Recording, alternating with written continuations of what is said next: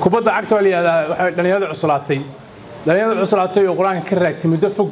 waxaan ku talinayaa in balcusamo iyo ku tartamaan iyo maxaa la lahaa tabaarak iyo shanta kasoo hoose xataa wallaahi waxa weeye waa wax muhiim ah waxaa laga yaabaa inta aan ku tukanno oo suuradaha gaagaabana in la wada xifsan yahay laakiin maanta dhalinyarada qaarkood maanta tayga iyo istiilaaha xiran oo maartay isjooxaarinaya haddaa weydiiso lam yakuun ma taqaanaa ya waxaa laga yaabaa insan aqoonin marka waxaan ku talinayaa inaynu dhaqan ka dhigano barnaamijkaas waa go'aaminaya inaynu dhaqan ka dhigano oo xataa shirkaduhu maanta la yiraahdo shirkadda golis dhalinyarada cuslaatay waxay ku tartamayaan ayadaha quraanka tuscama laga dhalisan karo waxa weeyaan quraanku ka mid yahay waxaan u hambaleynayaa deegaanka Sherbi runtii hadda la sheegay meel fiican soo gaaray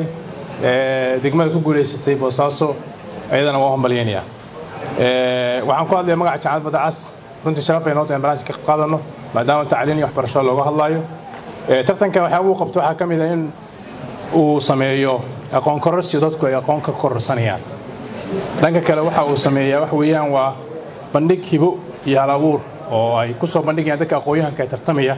hibadooda iyo talantigooda waxa kale runtii abuurmaya dhaqan fiican oo ah dadku inay tartamaan aan la kala xanaaqin la isforjeeyo degmooyinka ay tartamaan wanaag lagu tartamo kubadda kamid waxa soo dhan marka waxay abuurayaan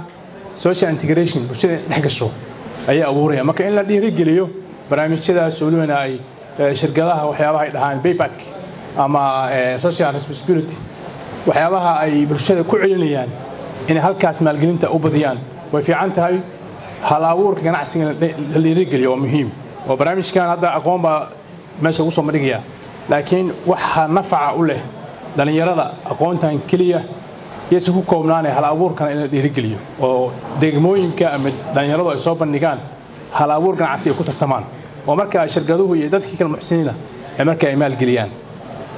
waxa kaloo ku talinayaa maxaa lahaa barnaamijkan in dib loo qiimeeyo ilaa intaasoo sano 2006 ilaa hadda waa cumri weyn waa cumri dheer waxaan filayaa marka in dib loo qiimeeyo muxuu bulshada ka bedelay muxuu soo kordhiyay waxa kaloo ku talinayaa in kayd laga sameeyo archive oo waxa su'aalo iyo aqoon meeshaas iyo wax way dhacdooyinka dhacaya in la kaydiyo oo dadka jiilka dambe oo ardadii dugsiga hoose dhiganaysa maanta jaamacadihii qaarkood ay dhameeyeen ama kuwii dhashay xilligaas baa dugsi sare dhiganaya marka dadkaas in keed ay helaan oo archive ay helaan waa fiican tahay gabagabadii waxaan rabaa inaan ku soo bandhigo suurtagal ma tahay in tartanka laftiisa institution laga dhigo oo meel Boosaaso kala maanta public library ma laha mar baa la isku dayay laakiin dadaalkaasi meesha ku dambeeyay waa la wada ogsoon yahay waxaan filayaa marka in aynu goob ay dhalinyaradu ku soo bandhigaan hibadooda iyo aqoon xataa ay ka kororsadaan oo ay buugaag ku akhristaan tartanadii hore ay ku daawadaan meel saas oo kale inta la sameeyo